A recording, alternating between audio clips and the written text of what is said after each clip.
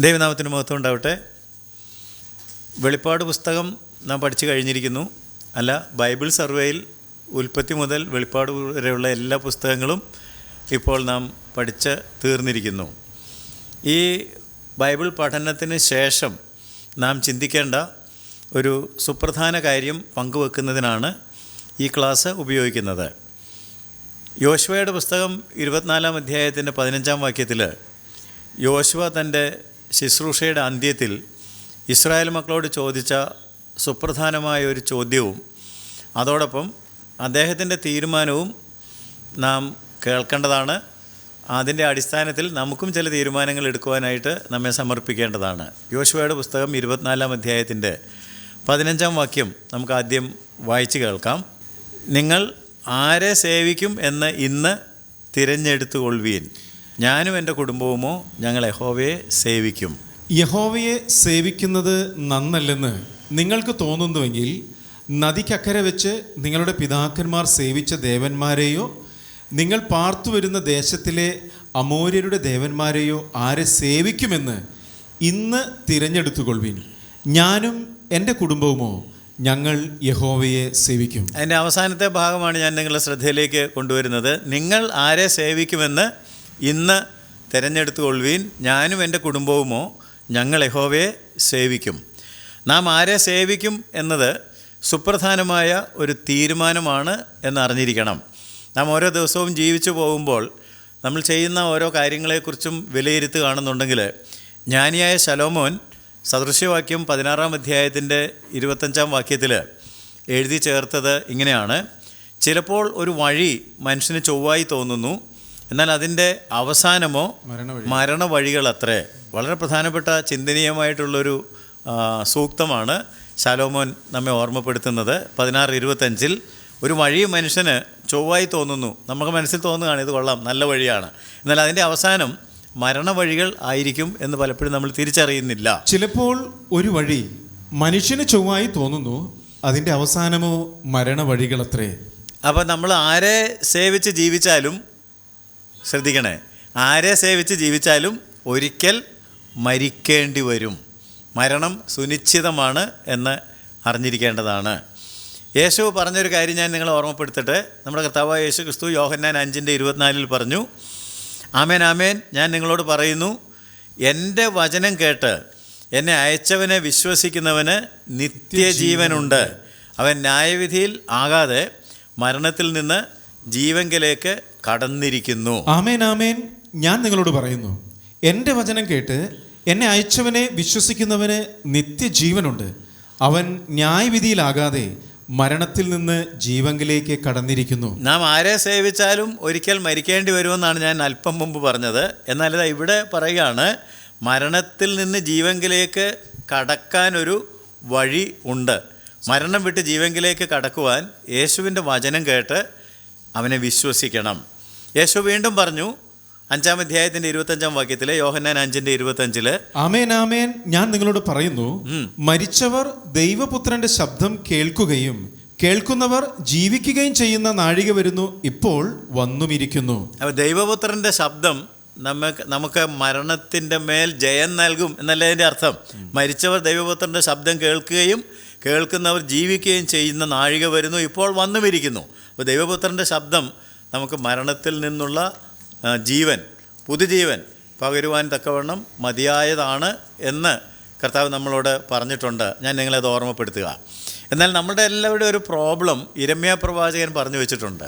യിരെമ്യാവിൻ്റെ പുസ്തകം 17-ാം അധ്യായത്തിൻ്റെ 9-ാം വാക്യത്തിൽ യിരെമ്യാ പ്രവാചകൻ നമ്മെ ഓർമ്മപ്പെടുത്തുന്നത്, മനുഷ്യൻ്റെ ഹൃദയം എല്ലാറ്റിനേക്കാളും കപടവും വിഷമവുമുള്ളത്, അത് ആരാഞ്ഞറിയുന്നവൻ ആരെന്നൊരു ചോദ്യമാണ് അവിടെ ഇട്ടിരിക്കുന്നത്. അപ്പം നമ്മുടെ ഹൃദയം വളരെ കാപട്യം നിറഞ്ഞതാണ്, അത് വിഷമം പിടിച്ചതാണ്. ഹൃദയം എല്ലാറ്റിനും കപടവും വിഷമവും ഉള്ളത്, അത് ആരാഞ്ഞറിയുന്നവനാര്? അത് ആരാഞ്ഞ് നോക്കുകയാണെങ്കിൽ, ആരാഞ്ഞറിയുന്നവൻ ആരെന്ന് ചോദിച്ചാൽ ദൈവത്തിന് മാത്രമേ അത് ആരാഞ്ഞറിയാനായിട്ടൊക്കെ ഉള്ളൂ. എൻ്റെ ഹൃദയത്തെ ശരിക്കും മനസ്സിലാക്കാൻ എനിക്ക് പോലും പലപ്പോഴും പറ്റുകയില്ല. അതുകൊണ്ടാണല്ലോ ബൈബിൾ മറഞ്ഞിരിക്കുന്ന പാപങ്ങൾ എന്നൊക്കെ പറഞ്ഞിരിക്കുന്നത്. പല കാര്യങ്ങളും നമ്മുടെ സബ് കോൺഷ്യസ് മൈൻഡിലൊക്കെ പോയി കിടപ്പുണ്ട്.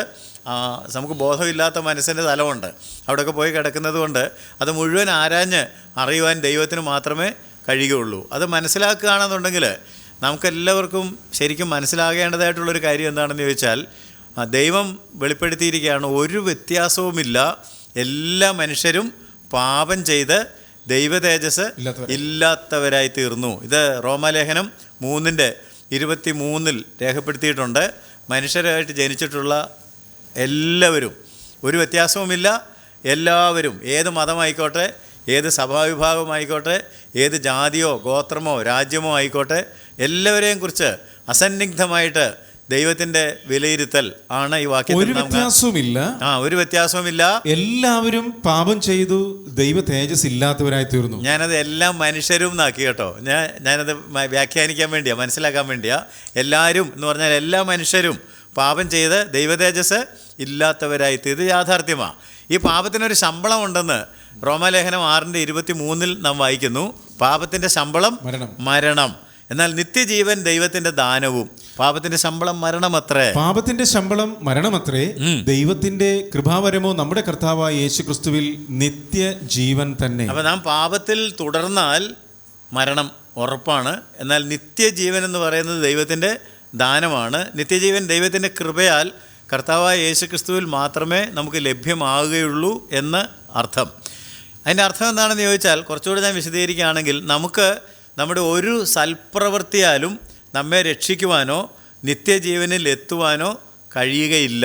പല ആളുകളും വിചാരിക്കുന്നത്, ഞാൻ നല്ല സൽപ്രവൃത്തികളൊക്കെ ചെയ്യുന്നുണ്ട്, ഞാൻ പാപം എന്ന ആളുകൾ പറയുന്ന തരത്തിലുള്ള ഒരു കുഴപ്പങ്ങളും ഉണ്ടാക്കുന്ന ആളല്ല, അതുകൊണ്ട് ഞാൻ നിത്യജീവനിൽ എത്തും എന്നാണെങ്കിൽ, യെശയ്യാവ് എന്ന് പറയുന്ന പ്രവാചകൻ നമ്മോട് തൻ്റെ പുസ്തകം 64-ാം അധ്യായത്തിൻ്റെ 6-ാം വാക്യത്തിൽ നമ്മളെ ഓർമ്മപ്പെടുത്തുന്ന ഒരു കാര്യം എന്താണെന്ന് ചോദിച്ചാൽ, മനുഷ്യൻ്റെ നീതി പ്രവൃത്തികൾ അല്ലെങ്കിൽ നന്മ പ്രവൃത്തികൾ എന്ന് മനുഷ്യൻ കരുതുന്നതൊക്കെ ദൈവത്തിൻ്റെ മുമ്പിൽ കറപിരണ്ട തുണിക്ക്, വസ്ത്രത്തിന് തുല്യമാണ്.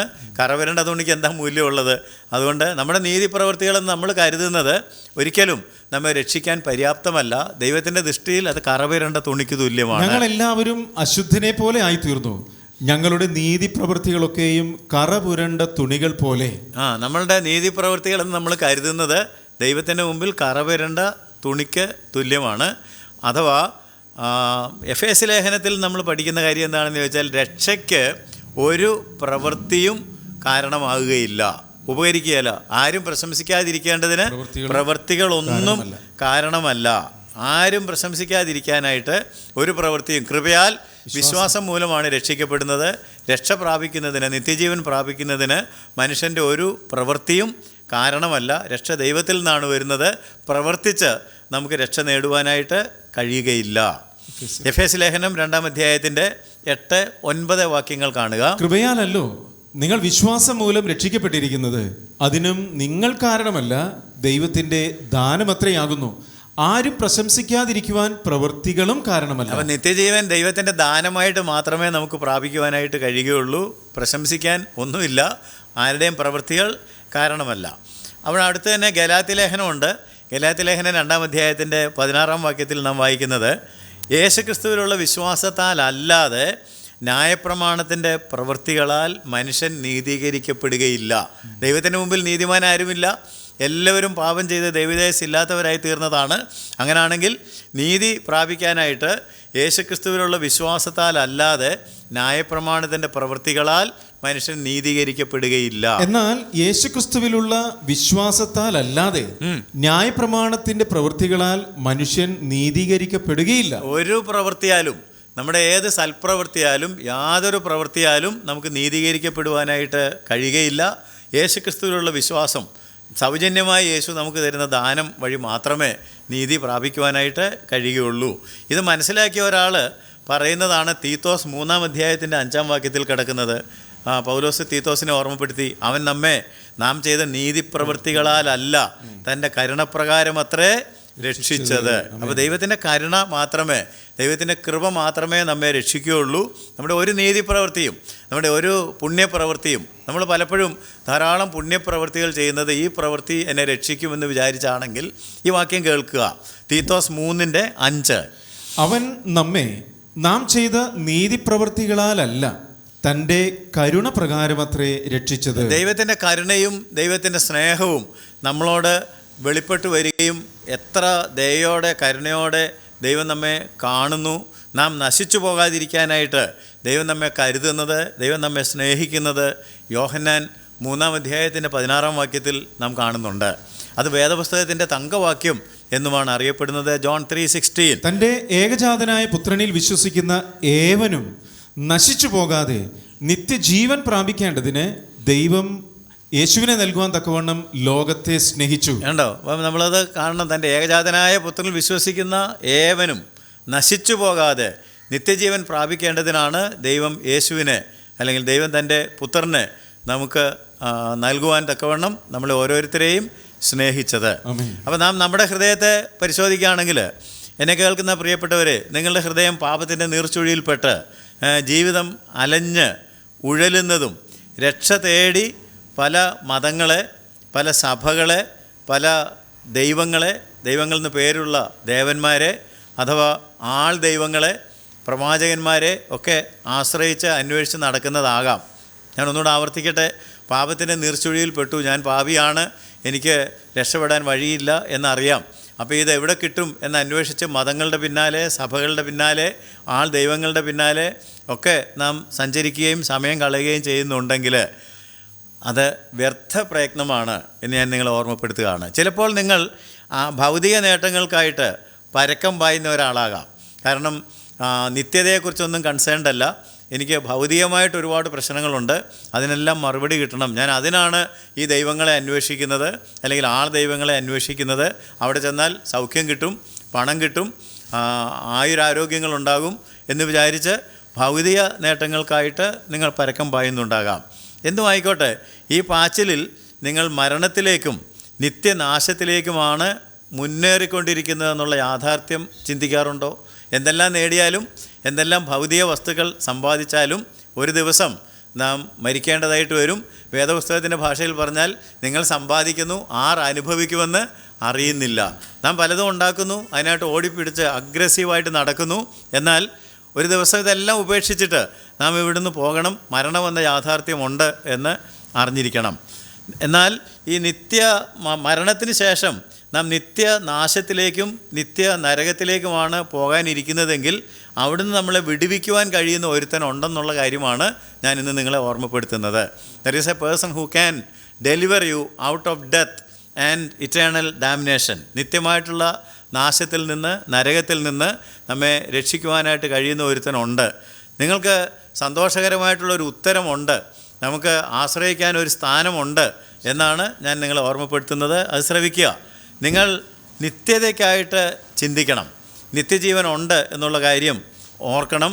പലപ്പോഴും നമ്മൾ അതിനെക്കുറിച്ച് ഓർക്കാറില്ല. ഭൗതിക ജീവിതം കൊണ്ടെല്ലാം അവസാനിക്കുന്നു, ഇത് കഴിഞ്ഞാൽ എന്തുണ്ടെന്നുള്ളത് ആർക്കും അറിഞ്ഞുകൂടാ എന്നാണ് പലപ്പോഴും നാം ചിന്തിക്കുന്നത്. എന്നാൽ ഒരു നിമിഷം നിങ്ങൾ ഗൗരവമായിട്ട് ചിന്തിക്കുകയും നിങ്ങളുടെ ജീവിതത്തെ വിലയിരുത്തുകയും ചെയ്യുകയും ദൈവത്തെ അന്വേഷിക്കുകയും കാണുന്നുണ്ടെങ്കിൽ നിങ്ങളുടെ എല്ലാ ചോദ്യങ്ങൾക്കും നിങ്ങളുടെ സംശയങ്ങൾക്കും ഒക്കെ ദൈവവചനമായ വേദപുസ്തകത്തിൽ ഉത്തരമുണ്ട്. വേദപുസ്തകം വായിച്ചാൽ, അതുകൊണ്ടാണ് നമ്മൾ ഈ ബൈബിൾ സർവേ പഠിച്ചത്. ഉൽപ്പത്തി മുതൽ വെളിപ്പാട് വരെ ദൈവത്തിന് മനുഷ്യരോട് പറയാനുള്ള കാര്യങ്ങളെല്ലാം ഈ പുസ്തകത്തിനകത്തുണ്ട്. എന്താണ് നിങ്ങളുടെ പ്രശ്നം, എന്താണ് നിങ്ങളുടെ ആവലാതി, എന്താണ് നിങ്ങളുടെ സംശയം, അതിനെല്ലാം മറുപടി ദൈവത്തിൻ്റെ മാറ്റമില്ലാത്ത വചനമായ വേദപുസ്തകത്തിൽ ഉണ്ട് എന്ന് ഞാൻ നിങ്ങളെ ഓർമ്മപ്പെടുത്തുകയാണ്. അതെല്ലാം കൂടെ നമ്മളിപ്പോൾ ഏകദേശം പഠിച്ചു കഴിഞ്ഞിട്ടുണ്ട്. ഒറ്റയടിക്ക് ഓർത്തിരിക്കാനായിട്ട് ഇനിയൊരു ക്ലാസ്സിൽ നമുക്ക് ശ്രമിക്കുകയും ചെയ്യാം. എന്നാൽ ദൈവം ആവശ്യപ്പെടുന്നത് എന്താണ് എന്ന് ഈ ബൈബിൾ മുഴുവൻ പരിശോധിച്ച് കഴിയുമ്പോൾ നാം മനസ്സിലാക്കണം. വ്യക്തിപരമായി നാം ഒരു തീരുമാനവും ഒരു തെരഞ്ഞെടുപ്പും നടത്തണം എന്നാണ് ദൈവം നമ്മളോട് പറയുന്നത്. ദൈവം നമുക്ക് സ്വതന്ത്രമായിട്ട് തീരുമാനിക്കുവാൻ, തിരഞ്ഞെടുക്കുവാൻ ഫ്രീ വിൽ, ഇച്ഛാശക്തി എന്ന് പറയുന്നൊരു കാര്യം തന്നിട്ടുണ്ട്. അത് ഉപയോഗിച്ചിട്ടാണ് നമ്മൾ ആദ്യം വായിച്ച വാക്യം ഓർമ്മയുണ്ടോ? ഞാനും എൻ്റെ കുടുംബവും ദൈവത്തെ സേവിക്കും, നിങ്ങൾ ആരെ സേവിക്കുമെന്ന് നിങ്ങൾ തിരഞ്ഞെടുത്തു കൊള്ളുക. അപ്പോൾ നമുക്ക് വ്യക്തിപരമായിട്ട് തീരുമാനിക്കുവാനും തിരഞ്ഞെടുക്കുവാനും കഴിവുണ്ട്. അത് ദൈവം നമുക്ക് തന്നിരിക്കുന്ന ഒരു പ്രത്യേക കഴിവാണ് എന്ന് അറിഞ്ഞിട്ട് ആ തീരുമാനശക്തി ഉപയോഗിച്ച്, തിരഞ്ഞെടുക്കുവാനുള്ള സ്വാതന്ത്ര്യം ഉപയോഗിച്ച് ശരിയായ തിരഞ്ഞെടുപ്പുകൾ നടത്തണം. കാരണം ജീവിതം മുഴുവൻ തിരഞ്ഞെടുപ്പുകളിന്മേൽ, തീരുമാനങ്ങളിന്മേൽ അധിഷ്ഠിതമാണ്. Life is made up of decisions. തീരുമാനങ്ങളിലാണ് ജീവിതം പണിതിരിക്കുന്നത്. അപ്പോൾ ഒന്നുകിൽ നമ്മൾ ബൈബിൾ മുഴുവൻ പഠിച്ചു കഴിഞ്ഞല്ലോ, അല്ലെങ്കിൽ വെളിപ്പാട് പുസ്തകം ഇപ്പോൾ പെട്ടെന്ന് പഠിച്ച് തീർന്നിരിക്കുകയാണ്. അപ്പോൾ ഈ യാത്രയിൽ എൻ്റെ കൂടെ ചേർന്ന നിങ്ങൾക്ക് നിത്യതയെക്കുറിച്ച് നിങ്ങളുടെ വ്യക്തിപരമായ തീരുമാനങ്ങളാകാം. ചില ആളുകളൊക്കെ നിത്യതയെക്കുറിച്ച് അവരുടേതായ വ്യക്തിപരമായ കാഴ്ചപ്പാടുകൾ വെച്ച് പുലർത്തുന്നവരുണ്ട്. ചിലപ്പോൾ ആ കാഴ്ചപ്പാടുകൾ മറ്റുള്ളവർ പറഞ്ഞ് കേൾപ്പിച്ചിട്ടുള്ളതും മറ്റുള്ളവരുടെ അഭിപ്രായങ്ങളും ഒക്കെ ആകാം. അതെല്ലാം കേട്ടിട്ട് അങ്ങനെയാണ് എന്ന് നിങ്ങൾ കരുതുന്നുണ്ടാകാം. അങ്ങനെ നിങ്ങൾക്ക് വേണമെങ്കിൽ വിശ്വസിക്കാം. ഞാൻ പറഞ്ഞല്ലോ, തിരഞ്ഞെടുക്കാനും തീരുമാനിക്കാനുമുള്ള സ്വാതന്ത്ര്യം ആരുടേതാണ്? നിങ്ങളുടേത് മാത്രമാണ്. അപ്പോൾ ഒന്നുകിൽ അങ്ങനെ തീരുമാനിക്കാം, അല്ലെങ്കിൽ നിങ്ങൾക്ക് ദൈവത്തിൻ്റെ വചനം അംഗീകരിച്ച്, ഞാൻ പറഞ്ഞല്ലോ ദൈവവചനത്തിലെല്ലാം ഉണ്ടെന്ന് പറഞ്ഞു. അപ്പോൾ ദൈവവചനത്തിൽ നിത്യതയെക്കുറിച്ച്, നിത്യ നരകത്തെക്കുറിച്ച്, നിത്യ ജീവനെക്കുറിച്ച് ഒക്കെ പറയുന്നുണ്ട്. അപ്പോൾ ആ ദൈവത്തിൻ്റെ വചനം അംഗീകരിച്ച് അതിൽ രേഖപ്പെടുത്തിയിരിക്കുന്നത് വിശ്വസിച്ച് യേശു ക്രിസ്തുവിൽ നിങ്ങൾക്ക് ആശ്രയം വയ്ക്കാം. മനസ്സിലായല്ലോ? ഒന്നുകിൽ നിങ്ങളുടെ അഭിപ്രായങ്ങൾ, പക്ഷേ ആ അഭിപ്രായങ്ങൾക്കെല്ലാം അവസാനം ഒരു വഴി മനുഷ്യന് ചൊവ്വായിട്ട് തോന്നുന്നു, അതിൻ്റെ അവസാനം മരണ വഴികളാണ്. എന്നാൽ മരണത്തെ ഒഴിഞ്ഞ് നിത്യജീവനിലേക്ക് പോകുന്നതിനുള്ള വഴി വചനം അല്ലെങ്കിൽ യേശുക്രിസ്തു ദൈവവചനത്തിൽ വെളിപ്പെടുത്തിയിട്ടുണ്ട്. അത് അംഗീകരിച്ച് അതിൽ രേഖപ്പെടുത്തിയിരിക്കുന്നത് വിശ്വസിച്ച് നിങ്ങൾക്ക് യേശുക്രിസ്തുവിൽ ആശ്രയം വയ്ക്കാം. ആശ്രയം വയ്ക്കാമെന്ന് പറയുമ്പോൾ യേശുക്രിസ്തുവിനെ നിങ്ങളുടെ രക്ഷകനും കർത്താവുമായി അംഗീകരിക്കണം. യേശുക്രിസ്തു ഇടിച്ചു കയറി നിങ്ങളുടെ ജീവിതത്തിലേക്ക് വരുന്നില്ല. നിങ്ങൾ യേശുക്രിസ്തുവിനെ നിങ്ങളുടെ തീരുമാന ശക്തി ഉപയോഗിച്ച്, നിങ്ങളുടെ സ്വാതന്ത്ര്യം ഉപയോഗിച്ചിട്ട്, നമ്മൾ യേശുക്രിസ്തുവിനെക്കുറിച്ചാണ് പഠിച്ചുകൊണ്ടിരുന്നത്. വേദപുസ്തകത്തിൻ്റെ ഓരോ താളിലും ആരാ വെളിപ്പെട്ട് വന്നത്? കർത്താവായ യേശുക്രിസ്തുവാണ്. ആ യേശുവിനെ എൻ്റെ രക്ഷകനായിട്ട്, എൻ്റെ കർത്താവായിട്ട്, എൻ്റെ നാഥനായിട്ട് അംഗീകരിക്കണം. അങ്ങനെ അംഗീകരിച്ചാൽ അവൻ നമ്മെ അവനോടൊപ്പം ജീവിക്കുവാനായിട്ട് പുതിയ ആകാശത്തിലേക്കും പുതിയ ഭൂമിയിലേക്കും പ്രവേശിക്കുവാൻ, പുതിയ യെരുശലേമിൽ അവൻ്റെ കൂടെ അവൻ്റെ മണവാട്ടിയായി പാർക്കുവാനുള്ള ശക്തിയും സന്നദ്ധതയും ഒക്കെ തന്ന് നമ്മളെ കാക്കും. അതാണല്ലോ വെളിപ്പാട് പുസ്തകത്തിൽ അവസാനം പഠിച്ചത്. നമ്മൾ ഉൽപ്പത്തി പഠിക്കാൻ തുടങ്ങിയപ്പോൾ പഠിച്ചു തുടങ്ങിയത് മനുഷ്യൻ വഴിതെറ്റി പോയതിനെക്കുറിച്ചാണ്. എന്നാൽ വഴിതെറ്റി പോയവനെ മടക്കി വരുത്തി അവനെ നിത്യ സന്തോഷത്തിലേക്ക്, തൃപ്തിയിലേക്ക്, അല്ലേ, ജീവനിലേക്ക് പ്രവേശിപ്പിച്ച് പുതിയ യെരുശലേം പട്ടണത്തിൽ പാർപ്പിക്കുന്നതിൻ്റെ ചിത്രമാണ് വെളിപ്പാട് പുസ്തകത്തിൽ നാം പഠിച്ചു തീർന്നത് എന്ന് ഓർക്കുക. എന്നാൽ ഇത് അനുഭവിക്കണമെന്നുണ്ടെങ്കിൽ തീരുമാനം, തെരഞ്ഞെടുപ്പ് തികച്ചും നിങ്ങളുടേത് മാത്രമാണ്. വ്യക്തിപരമായിട്ട് നിങ്ങൾ തന്നെ ഒരു തെരഞ്ഞെടുപ്പ് നടത്തണം, നിങ്ങൾ തന്നെ ഒരു തീരുമാനം നടത്തണം. അതിൽ നിങ്ങളെ തടയുന്ന പല ബാഹ്യശക്തികളുണ്ടാകാം. എന്നാൽ ഓരോരുത്തരും സ്വതന്ത്രമായിട്ട് ദൈവസന്നിധിയിൽ ഇരുന്ന് ഈ പഠിച്ച വചനത്തിൻ്റെ അടിസ്ഥാനത്തിൽ വ്യക്തിപരമായിട്ട് ദൈവത്തോട് ഇടപെട്ടിട്ട് ഒരു തെരഞ്ഞെടുപ്പ് നടത്തണം, ഒരു തീരുമാനം എടുക്കണം. അത് എപ്പോഴാണ് എടുക്കേണ്ടത്? നിങ്ങൾ ജീവിച്ചിരിക്കുമ്പോൾ തന്നെ തീരുമാനിക്കുകയും വേണം. മരണാനന്തരം എടുക്കാവുന്നൊരു തീരുമാനമല്ല.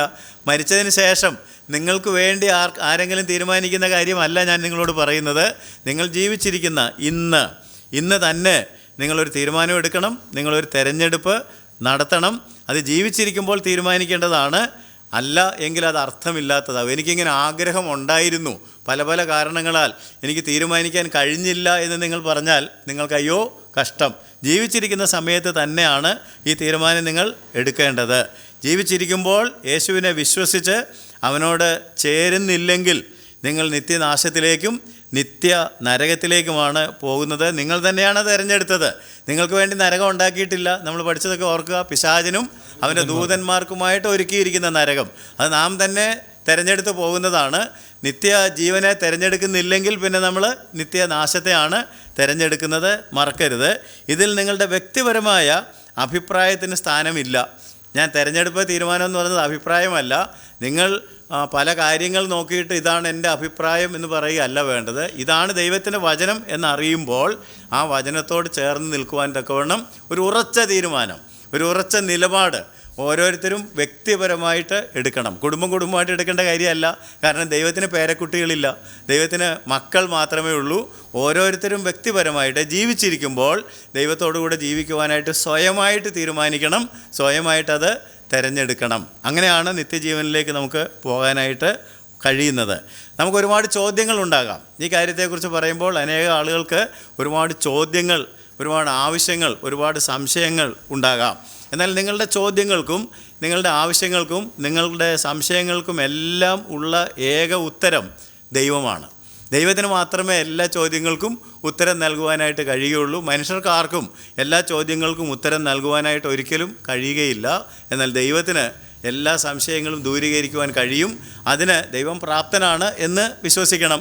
അതുകൊണ്ടാണ് ബൈബിൾ പറയുന്നത്, ദൈവത്തിൻ്റെ അടുക്കൽ വരുന്നവൻ ദൈവം ഉണ്ടെന്നും തന്നെ അന്വേഷിക്കുന്നവർക്ക് പ്രതിഫലം കൊടുക്കുവാൻ, മറുപടി കൊടുക്കുവാൻ പ്രാപ്തനാണെന്നും. വായിക്കാൻ നമുക്ക് എബ്രായ ലേഖനം 11-ാം അധ്യായത്തിൻ്റെ 6-ാം വാക്യത്തിലാണ് നാം കാണുന്നത്. ദൈവത്തിൻ്റെ അടുക്കൽ നിങ്ങൾ വരുന്നുണ്ടെങ്കിൽ, വരാൻ തീരുമാനിക്കുന്നുവെങ്കിൽ ദൈവം ഉണ്ടെന്ന് വിശ്വസിക്കണം. ദൈവം നിങ്ങളുടെ പ്രാർത്ഥന കേട്ട് നിങ്ങൾക്ക് മറുപടി നൽകുവാൻ, പ്രതിഫലം നൽകുവാൻ തക്കവണ്ണം ശക്തനാണ് എന്നും വിശ്വസിക്കണം. എന്നാൽ വിശ്വാസം കൂടാതെ ദൈവത്തെ പ്രസാദിപ്പിക്കാൻ കഴിയുന്നതല്ല. ദൈവത്തിന്റെ അടുക്കൽ വരുന്നവൻ ദൈവം ഉണ്ട് എന്നും തന്നെ അന്വേഷിക്കുന്നവർക്ക് പ്രതിഫലം കൊടുക്കുന്നു എന്നും വിശ്വസിക്കേണ്ടതല്ലയോ? അപ്പോൾ ദൈവം ഉണ്ടെന്നും ദൈവം പ്രതിഫലം കൊടുക്കുമെന്ന് പറഞ്ഞാൽ മറുപടി തരും, ദൈവം അതിൻ്റെ ഒരു ഉത്തരം തരും എന്നുള്ള വിശ്വാസത്തോടെ വന്നാൽ തീർച്ചയായിട്ടും ദൈവം നിങ്ങൾക്കൊരു ഉത്തരം നൽകും എന്ന് ഞാൻ നിങ്ങൾക്ക് ഉറപ്പ് തരികയാണ്. നാം ജനിക്കുന്നതിനൊക്കെ വളരെ മുമ്പ് തന്നെ നമ്മുടെ കർത്താവായ യേശുക്രിസ്തു പറഞ്ഞ വേദപുസ്തകം രേഖപ്പെടുത്തിയിരിക്കുന്ന ഒരു കാര്യം മത്തായി സുവിശേഷം 25-ാം അധ്യായത്തിൻ്റെ 34-ാം വാക്യത്തിൽ നിന്ന് വായിക്കുകയാണെങ്കിൽ കർത്താവ് പറഞ്ഞത്, എൻ്റെ പിതാവിനാൽ അനുഗ്രഹിക്കപ്പെട്ടവരെ വരുവീൻ, ലോകസ്ഥാപനം മുതൽ നിങ്ങൾക്കായി ഒരുക്കിയിരിക്കുന്ന രാജ്യം അവകാശമാക്കിക്കൊള്ളുവീൻ എന്നാണ്. എൻ്റെ പിതാവിനാൽ അനുഗ്രഹിക്കപ്പെട്ടവരെ വരുവിൻ, ലോകസ്ഥാപനം മുതൽ നിങ്ങൾക്കായി ഒരുക്കിയിരിക്കുന്ന രാജ്യം അവകാശമാക്കിക്കൊള്ളുവീൻ. അപ്പം അതിൻ്റെ അർത്ഥം എന്താണെന്ന് ചോദിച്ചാൽ, നമുക്കായിട്ട് ദൈവം നരകമല്ല ഒരുക്കിയിരിക്കുന്നത്, അല്ലേ? അങ്ങനല്ലേ പറഞ്ഞത്? പിതാവിനാൽ അനുഗ്രഹിക്കപ്പെട്ടവരെ വരുവീൻ, ലോകസ്ഥാപനം മുതൽ നിങ്ങൾക്കായി ഒരുക്കിയിരിക്കുന്ന ഒരു രാജ്യമുണ്ട്, അത് അവകാശമാക്കുക. അപ്പോൾ പക്ഷെ അവൻ പറയുന്നത് കേൾക്കണം, അവൻ്റെ കൂടെ ചേരണം. എന്നാൽ കേൾക്കാത്ത ആളുകൾക്ക് വേണ്ടി, മത്സരികൾക്ക് വേണ്ടി ദൈവം ഒരുക്കിയിരിക്കുന്ന സ്ഥലമാണ് നരകം, നിത്യനാശം. പിശാചിനും അവൻ്റെ ദൂതന്മാർക്കുമായിട്ട് ഒരുക്കിയിരിക്കുന്ന സ്ഥലമാണ്, അല്ലേ, നിത്യനരകം, നിത്യനാശം എന്ന് പറയുന്നത്.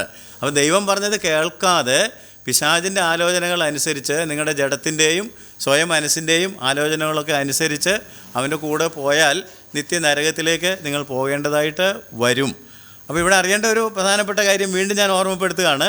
നമ്മളാരും നിത്യജീവനിലേക്ക് തന്നെ സ്വയം പ്രേരിതരായി ഓട്ടോമാറ്റിക്കായിട്ട് അങ്ങ് പോവുകയില്ല കേട്ടോ. ഇപ്പോൾ ഞാൻ പറഞ്ഞ ശ്രദ്ധിക്കണേ, പലരും കരുതുന്ന ഇതൊന്നും നിങ്ങൾ ഗൗരവത്തിൽ, ഇപ്പോൾ ഞാൻ നിങ്ങളോട് പറഞ്ഞുകൊണ്ടിരിക്കുന്നത് ഉറച്ചൊരു തീരുമാനം എടുക്കണം, തിരഞ്ഞെടുപ്പ് നടത്തണം. പക്ഷേ അപ്പോൾ നിങ്ങൾക്ക് തോന്നുന്നുണ്ടാകാം, പലരും നിങ്ങളോട് പറഞ്ഞിട്ടുണ്ടാകാം, അങ്ങനെയൊന്നുമില്ല, നമ്മൾ പോകേണ്ടിടത്ത് ഓട്ടോമാറ്റിക്കായിട്ട് അങ്ങ് പൊക്കോളും.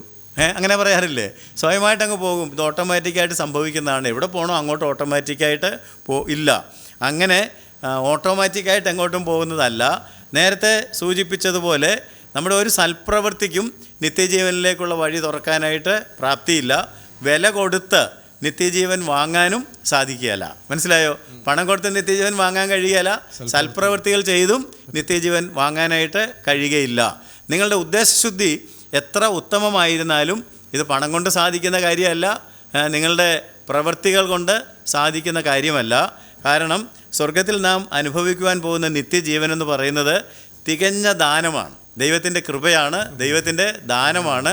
രക്ഷ ദൈവത്തിൽ നിന്ന് സൗജന്യമായി വരുന്നതാണ്. അതിന് ദൈവം എങ്ങനെ വഴി ഒരുക്കിയതെന്നുള്ളത് കേൾക്കുക. റോമലേഖനം 5-ാം അധ്യായത്തിൻ്റെ 8-ാം വാക്യം നമ്മളോട് പറയുന്നു, ക്രിസ്തുവോ നാം പാപികളായിരിക്കുമ്പോൾ തന്നെ നമുക്ക് വേണ്ടി മരിക്കുകയാൽ ദൈവം തനിക്ക് നമ്മോടുള്ള സ്നേഹത്തെ പ്രദർശിപ്പിക്കുന്നു. ക്രിസ്തുവോ നാം പാപികളായിരിക്കുമ്പോൾ തന്നെ നമുക്ക് വേണ്ടി മരിക്കുകയാൽ ദൈവം തനിക്ക് നമ്മോടുള്ള സ്നേഹത്തെ പ്രദർശിപ്പിക്കുന്നു. നാം പാപികളായിരിക്കുമ്പോൾ തന്നെ എന്ന് പറഞ്ഞപ്പോൾ എങ്ങനെയാണ് നാം പാപികളായത്? നേരത്തെ പറഞ്ഞായിരുന്നു ഒരു വ്യത്യാസവുമില്ല, എല്ലാവരും പാപം ചെയ്ത്. എങ്ങനെയാണ് പാപികളായതെന്നുള്ളത് ഇപ്പോൾ നമ്മൾ വായിച്ചുകൊണ്ടിരിക്കുന്ന റോമാലേഖനം 5-ാം അധ്യായത്തിൻ്റെ 12-ാം വാക്യത്തിലുണ്ട്.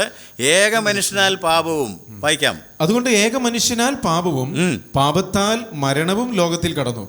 ഇങ്ങനെ എല്ലാവരും പാപം ചെയ്യുകയാൽ മരണം സകല മനുഷ്യരിലും പരന്നിരുന്നു. നാം ഇത് പഠിച്ചതാണല്ലോ, ഉൽപ്പത്തി മുതൽ പഠിച്ചതാണ്. അപ്പോൾ ഉൽപ്പത്തിയിൽ കണ്ടായിരുന്നു ഏക മനുഷ്യനായ ആദാം, ഹൗവ, അവർ പാപം ചെയ്തതിനാൽ പാപത്താൽ മരണവും ലോകത്തിൽ കടന്നു. ഏക മനുഷ്യനാൽ പാപവും പാപത്താൽ മരണവും ലോകത്തിൽ കടന്നു.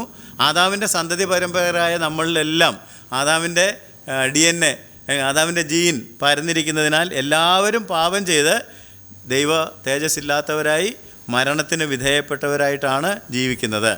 എന്നാൽ ദൈവം അതിനൊരു മറുമരുന്നുണ്ടാക്കിയിട്ടുണ്ട്. അത് 1 കൊരിന്ത്യ ലേഖനം 15-22 നാം വായിക്കുന്നു. ആദാമിൽ എല്ലാവരും മരിക്കുന്നത് പോലെ ക്രിസ്തുവിൽ എല്ലാവരും ജീവിപ്പിക്കപ്പെടും. കണ്ടോ, ആദാമിൽ എല്ലാവരും മരിക്കുന്നു.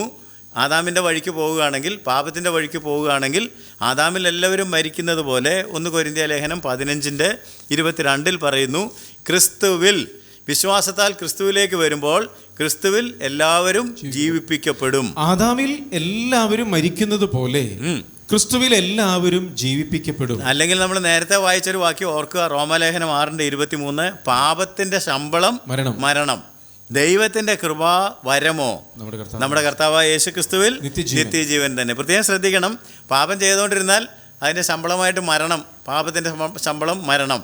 എന്നാൽ ദൈവത്തിൻ്റെ വരദാനം, ദൈവത്തിൻ്റെ കൃപാദാനം നിത്യജീവൻ. പക്ഷേ ആ നിത്യജീവൻ എവിടെയാണ് കിട്ടുന്നത്? കർത്താവായ യേശു ക്രിസ്തുവിൽ. ആ വാക്യത്തിൻ്റെ ഘടന പ്രത്യേകം നിങ്ങൾ ശ്രദ്ധിക്കണം. 6:23, റോമാലേഖനം 6:23, ദൈവത്തിൻ്റെ കൃപാദാനമോ കൃപാവരമോ നമ്മുടെ കർത്താവായ യേശു, സ്വയമായിട്ടല്ല, കർത്താവായ യേശു ക്രിസ്തുവിൽ നിത്യജീവൻ. കാരണം യേശു ക്രിസ്തുവിലെ പാപത്തിന് പരിഹാരം വരുന്നത്. പാപത്തിന്റെ ശമ്പളം മരണമത്രേ, ദൈവത്തിന്റെ കൃപാവരമോ നമ്മുടെ കർത്താവായ യേശു ക്രിസ്തുവിൽ നിത്യജീവൻ തന്നെ. അപ്പൊ ഈ ദാനം എനിക്ക് കിട്ടുമോ എന്ന് നിങ്ങൾ ആരെങ്കിലും സംശയിക്കുകയോ ചോദിക്കുകയോ ചെയ്യുന്നുണ്ടെങ്കിൽ, ചിലർക്ക് അങ്ങനെ സംശയം ഉണ്ടാകും, ഇത് എനിക്ക് കിട്ടുമോ, ദൈവം ആ ദാനം എനിക്ക് തരുമോ എന്ന് നിങ്ങൾ ആരെങ്കിലും സംശയിക്കുന്നുണ്ടെങ്കിൽ ഞാൻ പറയുന്നു, വേദപുസ്തകത്തിൻ്റെ ആലോചനയുടെ അടിസ്ഥാനത്തിൽ, ദൈവാലോചനയുടെ അടിസ്ഥാനത്തിൽ ഈ നിത്യജീവൻ്റെ ദാനം നിങ്ങൾക്കുമുള്ളതാണ്. എന്നെ കേൾക്കുന്ന നിങ്ങൾക്ക് ഓരോരുത്തർക്കും ഉള്ളതാണ്. എന്നാൽ അതിന് നാം ഒരു കാര്യം ചെയ്യാനുണ്ട്. എന്താണത്? യേശു ക്രിസ്തു, കണ്ടോ, യേശു ക്രിസ്തുവിലാണ് നിത്യജീവൻ. അതുകൊണ്ട് നാം എന്ത് ചെയ്യണം? യേശു ക്രിസ്തുവിനെ നമ്മുടെ ഹൃദയത്തിൽ രക്ഷകനും നാഥനുമായി അംഗീകരിക്കണം. യേശു ക്രിസ്തുവിനെ സ്വീകരിക്കണം, യേശു ക്രിസ്തുവിനോട് ചേരണം, അവനെ കർത്താവായി രക്ഷകനായി നാഥനായി അംഗീകരിക്കണം. അപ്പോൾ യേശു ക്രിസ്തുവിനെ ഞാൻ എവിടെ ചെന്നാൽ അംഗീകരിച്ച് കണ്ടുപിടിക്കാനായിട്ട് പോകുന്നു എന്ന് ചോദിച്ചാൽ എങ്ങും പോകണ്ട, നിങ്ങളെങ്ങും അന്വേഷിക്കേണ്ടതായിട്ടില്ല. എൻ്റെ ഈ ശബ്ദം കേൾക്കുമ്പോൾ തന്നെ അവൻ നിങ്ങളുടെ ഹൃദയ കവാടത്തിലുണ്ട്. അവൻ നിങ്ങളുടെ ഹൃദയ കവാടത്തിൽ മുട്ടിക്കൊണ്ടിരിക്കുകയാണ്, നിങ്ങളെ ക്ഷണിച്ചുകൊണ്ടിരിക്കുകയാണ്. നിങ്ങൾ ഹൃദയം തുറന്നാൽ, നിങ്ങൾ ഹൃദയത്തിലേക്ക് കർത്താവേ എൻ്റെ ഉള്ളിലേക്ക് വരണമേ എന്ന് ക്ഷണിച്ചാൽ അവൻ തീർച്ചയായിട്ടും നിങ്ങളുടെ ഹൃദയത്തിൻ്റെ അന്തർഭാഗത്തേക്ക് വരും. നാം അങ്ങനെ വായിക്കുന്നുണ്ട്. വെളിപ്പാട് പുസ്തകം 3-ാം അധ്യായത്തിൻ്റെ 20-ാം വാക്യത്തിലാണ്, കണ്ടാലും ഞാൻ വാതിൽക്കൽ നിന്ന് മുട്ടുന്നു, ആരെങ്കിലും എൻ്റെ ശബ്ദം കേട്ട് വാതിൽ തുറന്നാൽ ഞാൻ അകത്തു വന്ന് ഞാൻ അവനോടും അവൻ എന്നോടും കൂടെ അത്താഴം കഴിക്കും. ഞാൻ വാതിൽക്കൽ നിന്ന് മുട്ടുന്നു, ആരെങ്കിലും എൻ്റെ ശബ്ദം കേട്ട് വാതിൽ തുറന്നാൽ ഞാൻ അവൻ്റെ അടുക്കൽ ചെന്ന് അവനോടും അവൻ എന്നോടും കൂടെ അത്താഴം കഴിക്കും. അപ്പോൾ അവൻ നിങ്ങളുടെ ഹൃദയ കവാടത്തിൻ്റെ അടുക്കൽ തന്നെ, നിങ്ങളുടെ ഏറ്റവും അടുക്കലിരിക്കുന്ന ആളേക്കാൾ അടുക്കൽ യേശു ഉണ്ട്. അവനെ അന്വേഷിച്ച് നിങ്ങൾ എങ്ങും പോകേണ്ടതായിട്ടില്ല. അവൻ നിങ്ങളുടെ ഹൃദയത്തിൻ്റെ അടുക്കൽ തന്നെ ഉണ്ട്. നിങ്ങൾ ഹൃദയം തുറന്ന് എൻ്റെ കർത്താവേ എൻ്റെ അകത്തേക്ക് വാ എന്ന് നിങ്ങളൊന്ന് ക്ഷണിച്ചാൽ അവൻ നിങ്ങളുടെ ഹൃദയത്തിൻ്റെ അകത്തേക്ക് വരും. പാപത്തിൻ്റെ വേദനമായി നിങ്ങൾ നേടിക്കൊണ്ടിരിക്കുന്നത് മരണമാണ്. എന്നാൽ ദൈവത്തിൻ്റെ മഹാദാനം ദൈവം നിങ്ങൾക്ക് നൽകുന്നത് നിത്യജീവനാണ് എന്നറിയണം. എന്നാൽ അത് ലഭിക്കാനായിട്ട് നിങ്ങൾ ചെയ്തു പോയ പാപത്തെക്കുറിച്ച് നിങ്ങൾ അനുതപിച്ച് മാനസാന്തരപ്പെടേണ്ടത് ആവശ്യമാണ്. മനസ്സിലാവുന്നുണ്ടോ? ഇത് ദാനമാണെന്ന് പറയുമ്പോൾ ഇതുവരെ ഇത് മനസ്സിലാക്കാതെ പാപജീവിതത്തിൽ തുടർന്നതിനെക്കുറിച്ച് അനുതപിക്കണം, അതിനെക്കുറിച്ച് മാനസാന്തരപ്പെടണം എന്ന് പറഞ്ഞാൽ മനം തിരിയണം. അത് തെറ്റാണ്, അങ്ങനെ അല്ലായിരുന്നു ഞാൻ ജീവിക്കേണ്ടിയിരുന്നത്, അത് വ്യർത്ഥ വഴികളായിരുന്നു എന്ന് മനസ്സിലാക്കി ആ വ്യർത്ഥ വഴികൾ ഉപേക്ഷിച്ച് തിരിഞ്ഞു വന്നിട്ട് മാനസാന്തരപ്പെട്ട് ദൈവത്തിങ്കിലേക്ക് തിരിയണം. എന്നിട്ട് ക്രിസ്തുവിലുള്ള വിശ്വാസത്തോടെ അവനെ നോക്കി വിളിക്കണം. അവൻ്റെ നാമം വിളിച്ചപേക്ഷിക്കുന്ന ഏവനും രക്ഷിക്കപ്പെടും. അവനെ വിളിക്കണം, കർത്താവേ എൻ്റെ ഉള്ളിലേക്ക് വരണമേ, എന്നെ സഹായിക്കണമേ, എന്നെ രക്ഷിക്കണമേ എന്ന് അവനെ വിളിച്ചപേക്ഷിക്കുമ്പോൾ Bible very clearly tells you that അവൻ്റെ നാമം വിളിച്ചപേക്ഷിക്കുന്ന ഏവനും രക്ഷിക്കപ്പെടും. അവൻ ആരെയും തള്ളിക്കളയുകയില്ല, ആരെയും ഉപേക്ഷിക്കുകയില്ല. നിത്യജീവൻ ലഭിക്കാൻ നിങ്ങൾ കൈക്കൊള്ളേണ്ട തീരുമാനം ഇത് മാത്രമാണ്. എന്നെ രക്ഷിക്കുവാൻ എൻ്റെ യേശുവിന് മാത്രമേ കഴിയുകയുള്ളൂ എന്ന് മനസ്സിലാക്കി എന്നെ സഹായിക്കണമേ. സങ്കീർത്തനം പറയുന്നുണ്ട്, ഈ എളിയവൻ നിലവിളിച്ചു, യഹോവ കേട്ടു, അവൻ്റെ സകല കഷ്ടങ്ങളിൽ നിന്നും അവൻ്റെ ഭാരങ്ങളിൽ നിന്നും പ്രയാസങ്ങളിൽ നിന്നും ഒക്കെ അവനെ വിടുവിച്ചു. ഹൃദയം നുറുങ്ങിയവർക്ക് യഹോവ സമീപസ്ഥൻ, മനസ്സ് തകർന്നവരെ അവൻ രക്ഷിക്കുന്നു. ഹൃദയ നുറുക്കത്തോടെ ചെയ്തു പോയ പാപങ്ങളെക്കുറിച്ച് അനുതപിച്ച് അവനെ നോക്കി അവനെ വിളിക്കുമ്പോൾ തീർച്ചയായിട്ടും അവൻ നിങ്ങളുടെ ഹൃദയത്തിലേക്ക് കടന്നു വരും. നിങ്ങളുടെ പാപജീവിതം വിട്ട് ദൈവത്തെങ്കിലേക്ക് മാനസാന്തരപ്പെട്ട് വരുവാൻ തീരുമാനിക്കുക. ഈ എളിയവൻ നിലവിളിച്ചു, യഹോവ കേട്ടു. നാം നമ്മളെ തന്നെ എളിമപ്പെടുത്തി അവൻ്റെ നാമത്തെ വിളിച്ചപേക്ഷിച്ചാൽ ഒരൊറ്റ തീരുമാനം, ഒരൊറ്റ തെരഞ്ഞെടുപ്പ് മാത്രം മതി നിങ്ങൾക്ക് നിത്യനാശം വിട്ട് നിത്യ ജീവനിലേക്ക് തിരിയുവാനായിട്ട് ക്രിസ്തു നിങ്ങൾക്കത് നൽകുവാനായിട്ട് തയ്യാറായിരിക്കുകയാണ്. വാക്ക് മാറാത്തവനായ യേശു വാക്കൊന്നും മാറുകയില്ല. അവൻ ഇന്നലെ ഇന്നും എന്നേക്കും അനന്യനാണ്. അവൻ്റെ വാക്കുകളും മാറാത്തതാണ്. അങ്ങനെ വാക്ക് മാറാത്ത നിത്യനായിട്ടുള്ള യേശു ക്രിസ്തു ജീവിച്ചിരുന്നപ്പോൾ നമുക്കൊരു ഉറപ്പ് തന്നിട്ടുണ്ട്. യോഹന്നാൻ്റെ സുവിശേഷം 6-ാം അധ്യായത്തിൻ്റെ 37-ാം വാക്യത്തിൽ ഇങ്ങനെയാണത്: എൻ്റെ അടുക്കൽ വരുന്നവനെ ഞാൻ ഒരു നാളും തള്ളിക്കളയുകയില്ല. എൻ്റെ അടുക്കൽ വരുന്നവനെ, അത് 6-ാം അധ്യായത്തിൻ്റെ യോഹന്നാൻ 6-ാം അധ്യായത്തിൻ്റെ 37-ാം വാക്യത്തിൽ നിന്ന് കേൾക്കുക. എൻ്റെ അടുക്കൽ വരുന്നവനെ ഞാൻ ഒരു നാളും തള്ളിക്കളയുകയില്ല. സോ അങ്ങനെ ഇത്രയും ഉറപ്പോടെ ആരാ നമുക്കൊരു വാഗ്ദാനം നൽകുന്നത്? എൻ്റെ അടുക്കൽ വരുന്നവനെ ഞാൻ ഒരു നാളും തള്ളിക്കളയുകയില്ല. അപ്പോൾ ഈ വിശ്വാസത്തോടെ ഉറപ്പോടെ അവൻ്റെ അടുക്കിലേക്ക് ചെന്ന് എന്നെ സഹായിക്കണമേ കർത്താവേ എന്ന് വിളിക്കുക. അവൻ നിങ്ങളെ സ്വീകരിക്കും. ഒരു കാരണവശാലും അവൻ നിങ്ങളെ തള്ളിക്കളയുകയില്ല. ഈ തീരുമാനവും തിരഞ്ഞെടുപ്പും നടത്തുവാൻ നിങ്ങൾ തയ്യാറാകുന്നില്ല, എനിക്കതിന് താല്പര്യമില്ല എന്ന് നിങ്ങൾ പറയുകയാണെങ്കിൽ സ്വാഭാവികമായി നിങ്ങൾ ശാപത്തിനും നാശത്തിനും നിങ്ങളെ തന്നെ വിധേയപ്പെടുത്തുകയാണ്. ഞാൻ തിരഞ്ഞെടുക്കുന്നില്ല, ഞാൻ തീരുമാനിക്കുന്നില്ല എന്ന് നിങ്ങൾ പറഞ്ഞാൽ ദൈവത്തിന് ഇത്രയും മാത്രമേ ചെയ്യാനായിട്ട് കഴിയുകയുള്ളൂ. ഓഫർ അല്ലേ? ഓഫർ ഉണ്ടോയെന്ന് എപ്പോഴും ചോദിക്കാറുണ്ടല്ലോ. ഓഫർ നിങ്ങളുടെ മുമ്പിൽ വെച്ചിരിക്കുകയാണ്. അത് പ്രയോജനപ്പെടുത്തുവാനുള്ള അവസരം നിങ്ങളുടെ മുമ്പിലുണ്ട്. എന്നാൽ അത് നമ്മൾ പ്രയോജനപ്പെടുത്തുന്നില്ലെങ്കിൽ നാം തന്നെ നിത്യനരകത്തിലേക്കും നിത്യനാശത്തിലേക്കും പോകുവാനായിട്ട് നാം തീരുമാനിക്കുകയാണ്. അതിന് പ്രത്യേകിച്ച് നിങ്ങളൊന്നും ചെയ്യേണ്ട കാര്യമില്ല. നിത്യനാശത്തിലേക്ക് പോകാനായിട്ട് എന്താ ചെയ്യേണ്ടത്? ഒന്നും ചെയ്യേണ്ട. ഇപ്പോൾ പോകുന്നത് പോലെ അങ്ങ് പോയാൽ മതി. നിങ്ങൾ ഓട്ടോമാറ്റിക്കായിട്ട് അങ്ങോട്ട് പൊക്കോളും. മനസ്സിലായോ? എന്നാൽ നിത്യതയിലേക്ക് പോകണമെങ്കിൽ മാനസാന്തരപ്പെട്ട് വഴികളെ മാറ്റി കർത്താവിനെ വിളിച്ചപേക്ഷിച്ച് അവനെ അംഗീകരിച്ച് അവൻ്റെ വഴിയിൽ നാം അവനോടൊപ്പം സഞ്ചരിക്കേണ്ടതാണ്. നിത്യനാശത്തിലേക്ക് പോകാൻ പ്രത്യേകിച്ച് ഒന്നും ചെയ്യേണ്ട കാര്യമില്ല. ഇപ്പോൾ പോകുന്ന പോലെ അങ്ങ് പോയാൽ മാത്രം മതി എന്ന് ഞാൻ പക്ഷേ അതിനകത്തൊരു അപകടമുണ്ട്. ഒരു മുന്നറിയിപ്പ് ഞാൻ നിങ്ങൾക്ക് നൽകുകയാണ്. പല ആളുകളും ഈ കാര്യങ്ങളൊക്കെ കേൾക്കുമ്പം പറയാറുണ്ട്, എന്നോട് പറയാറുണ്ട്, ഞാൻ എൻ്റെ വഴിക്ക് പൊയ്ക്കോളാം, എന്നെ എൻ്റെ വഴിക്ക് വിട്ടേക്ക്, എന്തിനാണ് നിങ്ങൾ എന്നെ തിരിക്കാൻ നോക്കുന്നത്? ഞാനായി എൻ്റെ പാടായി, എന്നെ എൻ്റെ വഴിക്ക് വിട്ടേക്ക്, ഞാൻ എൻ്റെ വഴിക്ക് പൊയ്ക്കോളാം എന്ന് പറയുന്ന ആളുകളുണ്ട്. പറയാതെ പറയുന്നവരുണ്ട്. എന്ന് പറഞ്ഞാൽ എല്ലാവരും തുറന്ന് ചിലപ്പോൾ അങ്ങനെ പറഞ്ഞെന്നിരിക്കുകയില്ല. ഇതെല്ലാം ഇങ്ങനെ സൈലൻ്റായിട്ട് വർക്കി സാറല്ലേ പറയുന്നത് കേട്ടേക്കാം, അല്ലെങ്കിൽ അദ്ദേഹം ഒരു അധ്യാപകനല്ലേ, പ്രായമുള്ള മനുഷ്യനല്ലേ എന്ന് വെച്ചാൽ ഇങ്ങനെ കേട്ടുകൊണ്ടിരിക്കും ചിലപ്പം. എന്നാൽ മനസ്സിൽ അവരത് റിജക്റ്റ് ചെയ്തുകൊണ്ടായിരിക്കും ഇരിക്കുന്നത്. അങ്ങനെയുള്ളവരെ നിങ്ങൾ കണ്ടിട്ടുണ്ടാവുമല്ലോ. അവർ മനസ്സിൽ റിജക്ഷൻ, എന്നെ വിട്ടേരെ, ഇതൊന്ന് തീർന്നാൽ ഞാൻ എൻ്റെ വഴിക്ക് പൊയ്ക്കോളാം എന്ന ഭാവത്തിൽ ഇരിക്കുന്ന അനേകം ആളുകൾ ഉണ്ട്. എന്നാൽ അത് നിങ്ങൾ അപകടത്തിലേക്കാണ് പോകുന്നതെന്ന് മനസ്സിലാക്കാതെ എടുക്കുന്ന ഒരു മനോഭാവമാണ്. നിങ്ങൾ നിത്യജീവനിലേക്ക് പോകുവാൻ തീരുമാനിക്കുന്നുവെങ്കിൽ തീർച്ചയായിട്ടും അത് വ്യക്തിപരമായിട്ട് എടുക്കേണ്ട ഒരു തീരുമാനമാണ്. ഒരു ടേണിങ്, ഒരു തെരഞ്ഞെടുപ്പ്, ഒരു തിരിയൽ നിങ്ങൾ നടത്തേണ്ടതായിട്ടുണ്ട്. അങ്ങനെ എടുക്കുന്നില്ലെങ്കിൽ നാശം ഉറപ്പാണ്. യോഹന്നാൻ 3-ാം അധ്യായത്തിൻ്റെ 18-ാം വാക്യത്തിൽ നാം വായിക്കുന്നത്, അവനിൽ വിശ്വസിക്കുന്നവന് ന്യായവിധി ഇല്ല. അവനിൽ വിശ്വസിക്കുന്നവന് ന്യായവിധി ഇല്ല. അവനിൽ നമ്മുടെ പറഞ്ഞ യേശുവിൽ വിശ്വസിക്കുന്നവന് ന്യായവിധിയില്ല. എന്നാൽ വിശ്വസിക്കാത്തവന് ദൈവത്തിന്റെ ഏകജാതനായ പുത്രന്റെ നാമത്തിൽ വിശ്വസിക്കായകയാൽ ന്യായവിധി വന്നു. ദൈവത്തിന്റെ ഓഫറാണ് യേശുക്രിസ്തു. അപ്പോൾ യേശുക്രിസ്തുവിൽ വിശ്വസിക്കുന്നവർക്ക് ന്യായവിധിയില്ല, ശിക്ഷയില്ല. എന്നാൽ വിശ്വസിക്കാത്തവന് ദൈവത്തിൻ്റെ ഏകജാതനായ പുത്രൻ, കാരണം ദൈവം കൊടുത്ത വിലയാണ് അതിനകത്ത് കാണുന്നത്, അവനിൽ വിശ്വസിക്കായികയാൽ ന്യായവിധി വന്നു കഴിഞ്ഞു. അതുകൊണ്ട് പിശാചിൻ്റെ തന്ത്രങ്ങളെക്കുറിച്ച് നമ്മൾ പഠിക്കുമ്പോൾ അതിലേറ്റവും പ്രധാനപ്പെട്ട ഒരു തന്ത്രമെന്ന് പറയുന്നത് ഡിലേ ടാക്ടിക്സ് എന്ന് പറയും. മനസ്സിലായോ? നമ്മൾ ഈ കാര്യങ്ങളൊക്കെ ആളുകളോട് പറയുമ്പോൾ തീരുമാനം താമസിപ്പിക്കുക. ഞാൻ നിങ്ങളോട് പറഞ്ഞുകൊണ്ടിരിക്കുന്നത് ഉടനെ തീരുമാനിക്കണം, ഒരു തെരഞ്ഞെടുപ്പ് നടത്തണം എന്നാണ്. എന്നാൽ പലരും പറയുന്നത് പിന്നീടാകാം. നമ്മൾ ബൈബിളിൽ അങ്ങനെ കാണുന്നുണ്ട്, പിന്നെ നിൻ്റെ പ്രസംഗം കേൾക്കാം, ഇതേക്കുറിച്ച് ഞാൻ ഇനിയും കേൾക്കാം എന്ന് പറഞ്ഞ് പൗലോസിനെ പറഞ്ഞു വിട്ട ഒരു ഭരണാധികാരിയെക്കുറിച്ച് നിങ്ങൾ വായിക്കുന്നുണ്ടല്ലോ. അതെല്ലാം ഞാനിപ്പോൾ എടുത്ത് വായിപ്പിക്കുന്നില്ല, ചിന്തിച്ചാൽ മതി. അങ്ങനെ ഒരുപാട് ആളുകളുണ്ട്. പിന്നീടാകാം, ഇപ്പം സമയമില്ല, ഞാൻ ഒന്നുകൂടി ഇതിനെക്കുറിച്ച് ആലോചിക്കട്ടെ, വിലയിരുത്തട്ടെ. അതിൻ്റെ പിന്നിൽ പിശാചുണ്ട്. പിശാചിൻ്റെ തന്ത്രങ്ങളിൽ സുപ്രധാനമായിട്ടുള്ള ഒരു ആയുധമെന്ന് പറയുന്നത് നമ്മുടെ തീരുമാനത്തെ താമസിപ്പിക്കുക എന്നുള്ളതാണ്. പിന്നീടാകാം, ഇനിയും സമയമുണ്ടല്ലോ, ആർക്കറിയാം ഇനി സമയമുണ്ടോ എന്ന്, ഇനിയും ഒരിക്കലാകാം, ഞാൻ നോക്കട്ടെ, ഞാൻ ചിന്തിക്കട്ടെ, ഞാൻ അത്ര വയസ്സായിട്ടില്ലല്ലോ, പിന്നെ പറയാം എന്നൊക്കെ പറയുന്നത് ഡിലേ ടാക്ടിക്സ് എന്നാണ് അതിന് പറയുന്നത്. താമസിപ്പിക്കുന്ന തന്ത്രം, അത് പിശാചിൻ്റെ തന്ത്രത്തിൻ്റെ, നിങ്ങളെ വഴിതെറ്റിക്കുന്ന തന്ത്രത്തിൻ്റെ ഒരു ഭാഗം മാത്രമാണ് എന്ന് അറിഞ്ഞിരിക്കുക. തിരക്ക് കൂട്ടണ്ട, നമുക്കിതിനെക്കുറിച്ച് വളരെ ആലോചിക്കാനുണ്ടല്ലോ.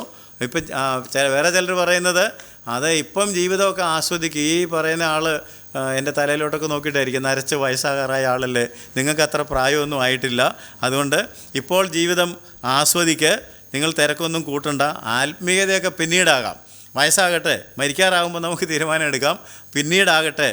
ഇതൊക്കെ പിശാചിൻ്റെ തന്ത്രങ്ങളാണ്. ഇതൊക്കെ ഉപയോഗിച്ച് അനേകരെ പിശാച് വഞ്ചിച്ചുകൊണ്ടാണ് ഇരിക്കുന്നത്. എന്നാൽ നമുക്ക് ഉറപ്പുള്ളൊരു കാര്യം ഞാൻ നിങ്ങളെ ഓർമ്മപ്പെടുത്തട്ടെ. നമ്മൾ എന്ന് മരിക്കുമെന്നോ കർത്താവ് എന്ന് വരുമെന്നോ നമുക്ക് ആർക്കും അറിയാൻ പാടില്ല. ഇത് പറയുമ്പോൾ പലരും ഇത് എപ്പോഴും കേൾക്കുന്നതാണ്, ഇത് ഒരു ഗൗരവമുള്ള കാര്യമല്ല എന്ന് ചിന്തിക്കുമായിരിക്കും. പത്രം തുറന്നാൽ മതി, രാവിലെ സ്കൂളിൽ പോയ ആൾ തിരിച്ച് സ്കൂളിലേക്ക് വരുന്നില്ല, രാവിലെ ഓഫീസിൽ പോയ ആൾ അവിടെ തന്നെ മരിച്ചു പോയതായിട്ടും അപ്രത്യക്ഷമാകുന്നതായിട്ടും ഒക്കെ നമുക്ക് കാണാൻ കഴിയുന്നില്ലേ? അതുകൊണ്ട് ഈ ഡിലേ ടാക്സിക്കൊക്കെ വെച്ചിട്ട് എനിക്ക് ഒത്തിരി സമയം ഉണ്ടെന്ന് നിങ്ങൾ ചിന്തിക്കുമ്പോൾ, ഇല്ല, സമയമില്ല. നമുക്ക് ഉറപ്പുള്ളതൊരു കാര്യം മാത്രമാണ്, ഇന്ന് ഇപ്പോൾ ഞാൻ ജീവിച്ചിരിപ്പുണ്ട്, ഇന്ന് ഇപ്പോൾ ഞാൻ ജീവിച്ചിരിപ്പുണ്ട്, അടുത്ത നിമിഷം എൻ്റേതല്ല. ഓരോ ദിവസവും എൻ്റെ അവസാനത്തെ ദിവസമാണ് എന്ന് നമുക്ക് വേണമെങ്കിൽ രാവിലെ തന്നെ ഓർക്കുന്നതുകൊണ്ട് കുറ്റമൊന്നുമില്ല. കാരണം നമുക്കറിയാൻ പാടില്ല ഒരു ദിവസത്തിൽ എന്തെല്ലാം സംഭവിക്കുമെന്ന് നമ്മളാരും അറിയുന്നില്ല എന്ന് ശലോമോൻ നമ്മളോട് പറഞ്ഞിട്ടുണ്ട്. ദൈവത്തിന് ആരംഭത്തിൽ അവസാനം അറിയാം. അതുകൊണ്ട് നിങ്ങൾക്ക് ആവശ്യമുള്ളൊരു സന്ദേശമാണ് ഇപ്പോൾ നിങ്ങൾ കേട്ടുകൊണ്ടിരിക്കുന്നത്. ഇതൊട്ടും ഡിലേ ചെയ്യാനായിട്ട് മാറ്റിവെക്കാനോ താമസിപ്പിക്കുവാനോ ഉള്ളതല്ല. നാം ഉറപ്പുള്ളൊരു കാര്യം, ഇന്ന് ഇപ്പോൾ ഞാൻ ജീവിച്ചിരിപ്പുണ്ട്, എനിക്കിപ്പോൾ തീരുമാനിക്കാം എന്നുള്ളതാണ്. അതാണ് യാഥാർത്ഥ്യം. ഇപ്പോൾ നാം തീരുമാനിക്കുന്നില്ലെങ്കിൽ നാളെ എന്ന് പറയുന്നത് നമുക്ക് ഉള്ളതല്ല.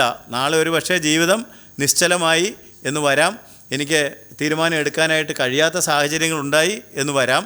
അതുകൊണ്ടാണ് ബൈബിൾ നമ്മളോട് പറയുന്നുണ്ട്, ഇപ്പോഴാകുന്നു സുപ്രസാദകാലം, ഇപ്പോഴാകുന്നു രക്ഷാദിവസം. 2 കൊരിന്ത്യ ലേഖനം 6-ാം അധ്യായത്തിൻ്റെ 2-ാം വാക്യത്തിലാണ് നാം വായിക്കുന്നത്, ഇപ്പോഴാകുന്നു സുപ്രസാദകാലം. ഇപ്പോൾ നമുക്ക് നല്ല സമയമാണ്, ഇപ്പോഴാണ് രക്ഷയുടെ സമയം.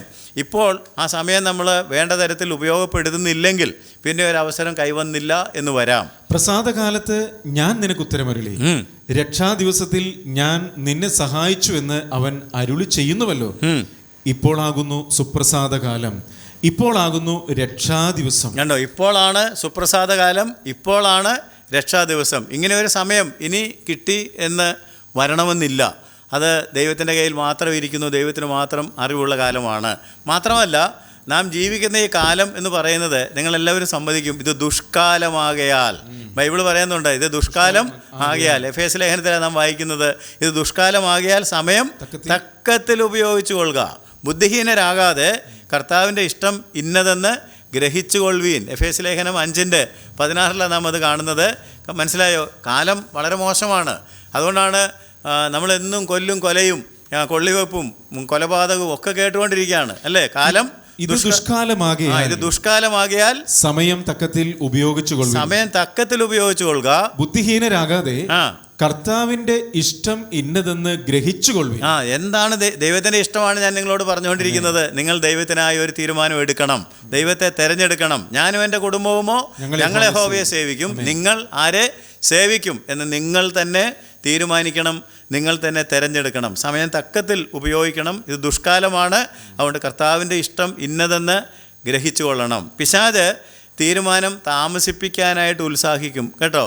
എന്നിട്ട് നമ്മോട് ഇപ്പോൾ വേണ്ട, പിന്നെ മതി എന്നൊക്കെ പറയും. എന്നാൽ കർത്താവ് പറഞ്ഞല്ലോ, വിശ്വസിച്ചാൽ നീ ദൈവത്തിൻ്റെ മഹത്വം കാണും, വിശ്വസിച്ചാൽ നീ ദൈവത്തിൻ്റെ മഹത്വം കാണും.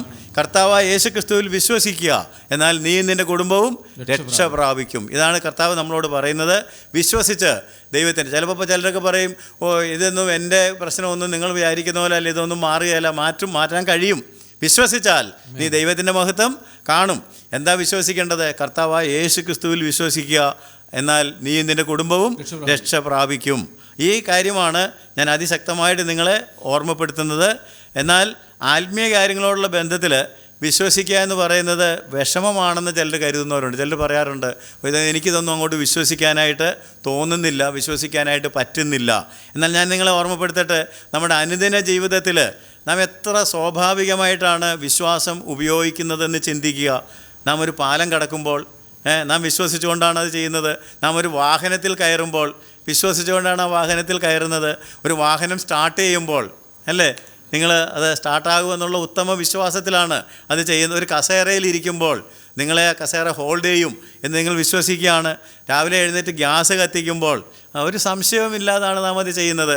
അല്ല, നിങ്ങൾക്ക് ഒരു പരിചയമില്ലാത്ത ഒരു പൈലറ്റ് ഓടിക്കുന്ന വിമാനത്തിൽ നിങ്ങൾ കയറുമ്പോൾ നിങ്ങൾ എന്ത് വിശ്വസിച്ച് അതിനകത്ത് കയറുന്നത്?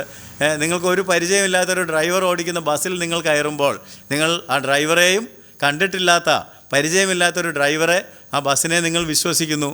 എന്നാൽ ദൈവം, മാറ്റമില്ലാത്ത ദൈവത്തിൻ്റെ വചനത്തിൽ പറഞ്ഞിരിക്കുന്ന കാര്യങ്ങൾ മാത്രം വിശ്വസിക്കുവാൻ നമുക്ക് മടിയാണ്. നമുക്ക് പലപ്പോഴും പല പ്രാവശ്യം, പക്ഷേ ബസ്സിൽ കയറാൻ നേരത്തെ ആരും പല പ്രാവശ്യം ആലോചിക്കുന്നത് ഞാൻ കണ്ടിട്ടില്ല. ഇടിച്ചകത്ത് കയറുക ചെയ്യുന്നത്. പ്ലെയിനകത്ത് കയറാൻ ബോർഡിംഗ് പാസ് കിട്ടിയാൽ എത്ര സ്പീഡിൽ ആദ്യം എനിക്ക് അകത്ത് പോകണം. നിങ്ങൾക്ക് പൈലറ്റിനെ പരിചയമുണ്ടോ? എയർലൈൻകാരെ പരിചയമുണ്ടോ? ഇത് സേഫ് ലാൻഡിങ് നടത്തുമെന്ന് നിങ്ങൾക്ക് അറിയാമോ എന്ന് ചോദിച്ചാൽ ഒന്നും അറിയാൻ പാടില്ല. But you believe. എന്നാൽ പിന്നെ ഇത്ര സർവശക്തനായ, നമുക്ക് വേണ്ടി ജീവൻ വെച്ച് തന്ന, നമ്മളെ കരുതുന്ന, നിങ്ങളെ കൈവിടത്തില്ല, നിങ്ങളെ ഉപേക്ഷിക്കത്തില്ല, നരയ്ക്കോളം നിങ്ങളെ ചുമക്കാം, ഞാൻ നിങ്ങളുടെ കൂടെ ഉണ്ട് ലോകാവസാനം വരെ എന്ന് പറഞ്ഞ ഈ കർത്താവിനെ എന്തുകൊണ്ട് നിങ്ങൾക്ക് വിശ്വസിച്ചുകൂടാ? തീർച്ചയായിട്ടും അവനെ വിശ്വസിക്കണം. ഇതുപോലെ തന്നെ രക്ഷയ്ക്കായിട്ട് നിങ്ങൾ യേശുക്രിസ്തുവിൽ വിശ്വസിച്ച് അവനെ വിളിച്ചപേക്ഷിക്കണം. ഞാൻ നേരത്തെ വായിച്ച് കേൾപ്പിച്ച ഒരു വാക്യം വീണ്ടും വായിപ്പിക്കുകയാണ്. എബ്രായ ലേഖനം 11:6. എന്നാൽ വിശ്വാസം കൂടാതെ ദൈവത്തെ പ്രസാദിപ്പിക്കാൻ കഴിയുന്നതല്ല. ദൈവത്തിൻ്റെ അടുക്കൽ വരുന്നവൻ ദൈവം ഉണ്ട് എന്നും തന്നെ അന്വേഷിക്കുന്നവർക്ക് പ്രതിഫലം കൊടുക്കുന്നു എന്നും വിശ്വസിക്കേണ്ടതാകുന്നു. എന്നാൽ വിശ്വാസം കൂടാതെ ദൈവത്തെ പ്രസാദിപ്പിക്കാൻ കഴിയുന്നതല്ല.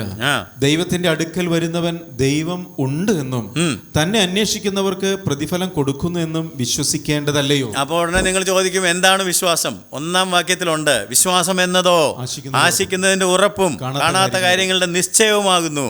വായിച്ചാട്ടെ. വിശ്വാസം എന്നതോ ആശിക്കുന്നതിന്റെ ഉറപ്പും കാണാത്ത കാര്യങ്ങളുടെ നിശ്ചയവുമാകുന്നു. നമുക്ക് നിത്യജീവൻ ഉണ്ട് എന്നുള്ളതിന്റെ ഉറപ്പ് വിശ്വാസത്താലാണ്. നമ്മളാരും കണ്ടിട്ടില്ല, ആരെങ്കിലും സ്വർഗത്തിൽ പോയില്ല. എന്നാൽ വിശ്വാസത്താൽ അബ്രഹാം വാഗ്ദത്ത നഗരങ്ങളെ എങ്ങനെ കണ്ടത്? വിശ്വാസത്താലാണ്. അവൻ കൂടാരത്തിൽ പാർത്തുകൊണ്ട് ദൈവം ശില്പിയായി നിർമ്മിച്ചതും അടിസ്ഥാനങ്ങളുള്ളതുമായ നഗരത്തിനായിട്ട് കാത്തിരുന്നു. അത് കണ്ടതുകൊണ്ടാണോ? അല്ല, വിശ്വാസത്തിൻ്റെ ദൃഷ്ടികൾ ഉയർത്തി. അതുകൊണ്ടാണ് പൗലോസ് പറയുന്നത്, ഞങ്ങൾ ജീവിക്കുന്നത് കാഴ്ചപ്രകാരമല്ല, വിശ്വാസത്താലത്രേ. വിശ്വാസത്താലാണ് നാം ദൈവത്തിൻ്റെ വാഗ്ദത്തങ്ങളെ അവകാശമാക്കുന്നത്. എബ്രായ ലേഖനം 6-ാം അധ്യായത്തിൻ്റെ 11-12 വാക്യങ്ങൾ വായിക്കുക. അവിടെ പറഞ്ഞിട്ടുണ്ട്, വിശ്വാസത്താലാണ് നാം ദൈവത്തിൻ്റെ വാഗ്ദത്തങ്ങളെ കൈവശപ്പെടുത്തുന്നത്, അല്ലാതെ കാഴ്ചപ്രകാരമല്ല. വിശ്വാസത്താലാണ് അബ്രഹാമും നാം വേദപുസ്തകത്തിൽ വായിക്കുന്ന എല്ലാ നേതാക്കന്മാരും ഈ വാഗ്ദത്തങ്ങളെല്ലാം അവകാശപ്പെടുത്തിയത്. അങ്ങനെ നിങ്ങൾ മന്ദതയുള്ളവരാകാതെ വിശ്വാസത്താലും ദീർഘക്ഷമയാലും വാഗ്ദത്തങ്ങളെ അവകാശമാക്കുന്നവരുടെ അനുകാരികളായി തീരും. വിശ്വാസത്താൽ വാഗ്ദത്തങ്ങളെ അവകാശമാക്കുന്നവരുടെ അനുകാരികളെ ഈ വേദപുസ്തകം പഠിച്ച എൻ്റെ കൂടെ സഞ്ചരിച്ച നിങ്ങൾ അത് കാണണം. വിശ്വാസത്താലാണ് അബ്രഹാം പുറപ്പെട്ടത്, വിശ്വാസത്താലാണ് നോഹ, വിശ്വാസത്താലാണ് ഹാബേൽ, ഹാനോക്ക്. അങ്ങനെയാണെങ്കിൽ വിശ്വാസ വീരന്മാരുടെ ഒരു പട്ടികയാണല്ലോ എബ്രായ ലേഖനം 11-നകത്തുള്ളത്. അവർ മഴ കണ്ടിരുന്നില്ല, പക്ഷേ പെട്ടകം പണിതു. അവർ പോകുന്ന സ്ഥലം അവർ കണ്ടിരുന്നില്ല, കാണപ്പെടാത്തൊരു ദേശത്തേക്കാണ് ഇറങ്ങി പുറപ്പെട്ടത്. അങ്ങനെയാണെങ്കിൽ വിശ്വാസം അദൃശ്യ കാര്യങ്ങൾ കാണുന്നു. വിശ്വാസത്തിൻ്റെ കണ്ണുകളാൽ അദൃശ്യ കാര്യങ്ങൾ നമുക്ക് കാണാനായിട്ട് കഴിയുന്നു. ചരിത്രം സാക്ഷ്യപ്പെടുത്തിയ ഒരു സത്യമാണ്. അദൃശ്യ കാര്യങ്ങൾ കണ്ടുകൊണ്ടാണ് വിശ്വാസത്തിൽ വീരന്മാർ, ദൈവത്തിൽ വിശ്വസിച്ചവരൊക്കെ മുന്നോട്ട് പോയത്. ദൈവത്തെ പ്രസാദിപ്പിക്കുവാൻ 1000 വഴികളുണ്ട്, ഇത് മാത്രമല്ല എന്ന് ചിന്തിക്കുന്നവരുണ്ടാകാം എന്നെ കേൾക്കുന്നവരുടെ കൂട്ടത്തിൽ. നാം വായിച്ചത്, വിശ്വാസം ഇല്ലാതെ ദൈവത്തെ പ്രസാദിപ്പിക്കുവാൻ കഴിയത്തില്ല, വേറെയും വഴികളുണ്ട് എന്ന് നിങ്ങൾ ആരെങ്കിലും കരുതുന്നുണ്ടെങ്കിൽ അത് ശരിയല്ല. വിശ്വാസമില്ലാതെ ഇതൊന്നും ഫലപ്രദമാവുകയില്ല. നിങ്ങളുടെ വിശ്വാസം എങ്ങനെ ഇരിക്കുന്നു എന്ന് പരിശോധിക്കുക. ഈ സന്ദേശം കേൾക്കുമ്പോൾ നിങ്ങളുടെ വിശ്വാസം എങ്ങനെ ഇരിക്കുന്നു എന്ന് നിങ്ങൾ പരിശോധിക്കുക. അത് ഫലപ്രദമായ ഒരു വിശ്വാസമാണോ അതോ ഫലദായകമല്ലാത്ത ഒരു ഡെഡ് ഫെയ്ത്ത് ആണോ? യാക്കോബിൻ്റെ ലേഖനമൊക്കെ നമ്മൾ പഠിച്ചതാണ്. അവിടെ നിർജീവ പ്രവൃത്തികളെക്കുറിച്ചും നിർജീവ വിശ്വാസത്തെക്കുറിച്ചും പറയുന്നുണ്ട്. നിങ്ങളുടെ വിശ്വാസം ഫലദായകമായ ഒരു വിശ്വാസമാണോ അതോ എന്തൊക്കെയോ വിശ്വസിക്കുന്നുണ്ട്, ട്രഡീഷൻസ് വിശ്വസിക്കുന്നുണ്ടാകാം അല്ലേ, പല ആചാരങ്ങളിൽ പല ഉപദേശങ്ങളിൽ വിശ്വസിക്കുന്നുണ്ടാകാം. അത് ജീവനുള്ളൊരു വിശ്വാസമാണോ അതോ ഫലപ്രദമല്ലാത്ത നിർജീവമായ വിശ്വാസമാണോ എന്ന് ചിന്തിക്കുക.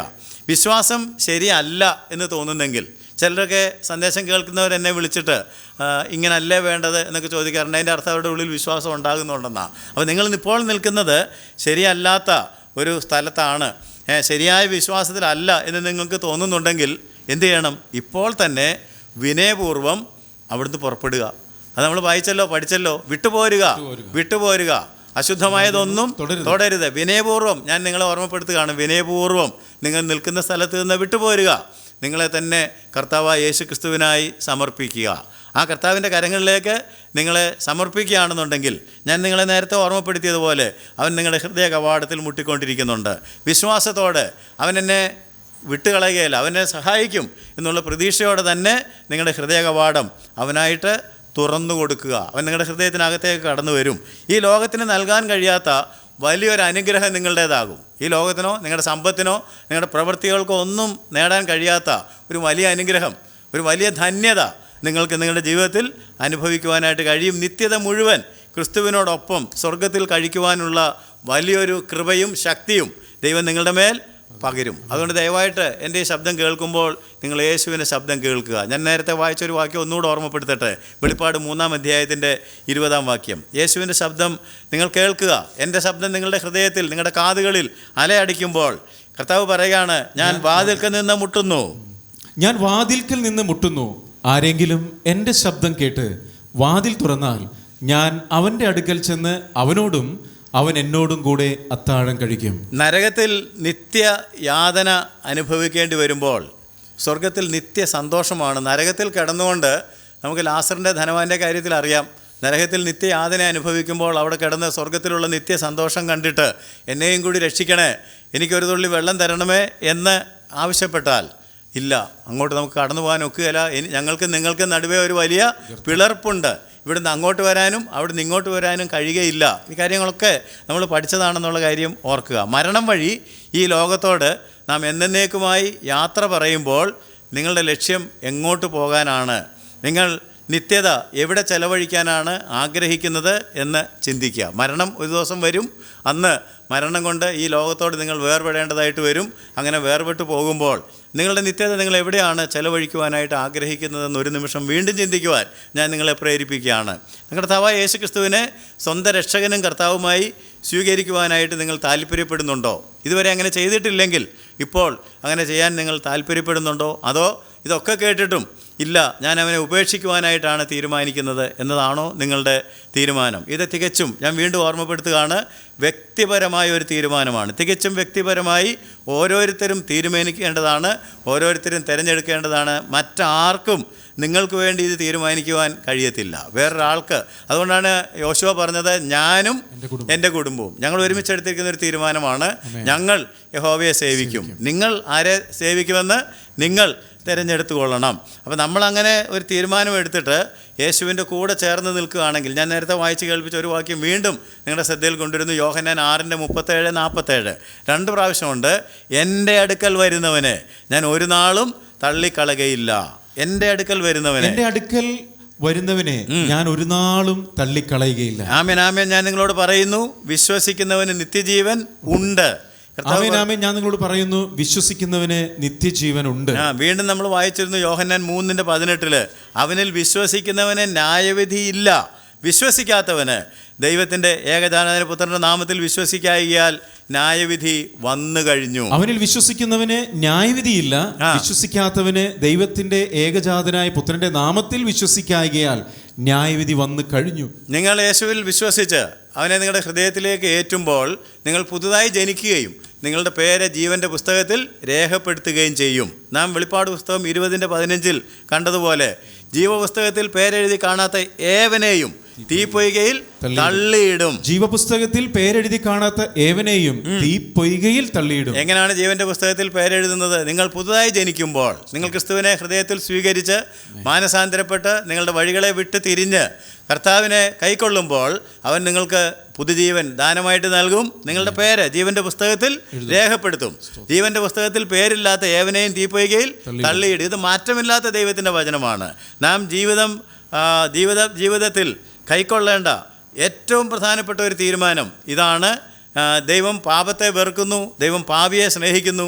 പാപപരിഹാരമായി ദൈവം തൻ്റെ പുത്രനെ, ഏകജാതനായ പുത്രനെ എനിക്കും നിങ്ങൾക്കും പകരമായി കാൽവറി ക്രൂശിൽ മരിക്കുവാനായിട്ട് ഏൽപ്പിച്ചു കൊടുത്തു. അത് എനിക്ക് വേണ്ടിയായിരുന്നു എന്ന് വ്യക്തിപരമായിട്ട് വിശ്വസിച്ചാൽ, വ്യക്തിപരമായിട്ട് ഞാൻ മരിക്കേണ്ട സ്ഥാനത്താണ് യേശു എനിക്ക് പകരം മരിച്ചത്.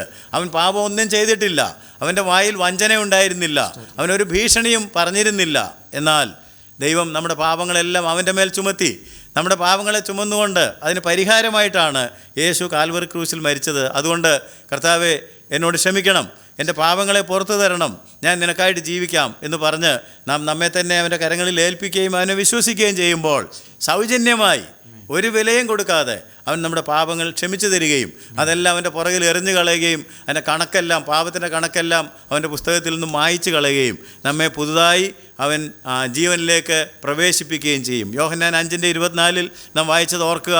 എൻ്റെ വചനം കേട്ട് എന്നെ അയച്ചവനെ വിശ്വസിക്കുന്നവന് നിത്യ ജീവൻ ഉണ്ട്, അവൻ ന്യായവിധിയിലാകാതെ മരണത്തിൽ നിന്ന് ജീവങ്കിലേക്ക് കടന്നിരിക്കുന്നു. ആമേൻ, ആമേൻ. ഞാൻ നിങ്ങളോട് പറയുന്നു, എൻ്റെ വചനം കേട്ട് എന്നെ അയച്ചവനെ വിശ്വസിക്കുന്നവന് നിത്യജീവനുണ്ട്, അവൻ ന്യായവിധിയിലാകാതെ മരണത്തിൽ നിന്ന് ജീവങ്കിലേക്ക് കടന്നിരിക്കുന്നു. ഇത്രയും കാര്യങ്ങളൊക്കെ കേട്ടതിന് ശേഷം ഞാൻ നിങ്ങളോട് ചോദിക്കുകയാണ്, നിങ്ങൾ അവനെ വിശ്വസിച്ച് ജീവൻ പ്രാപിച്ചിട്ടുണ്ടോ?